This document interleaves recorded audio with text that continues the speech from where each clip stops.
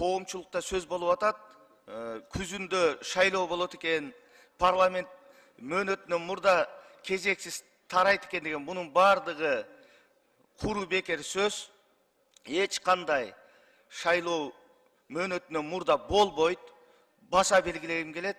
Шайлоо эмдиги жылы өз убагында өтөт. Bir gün dagы, bir ay dagы murun bolбойт, өз кезегинде болот.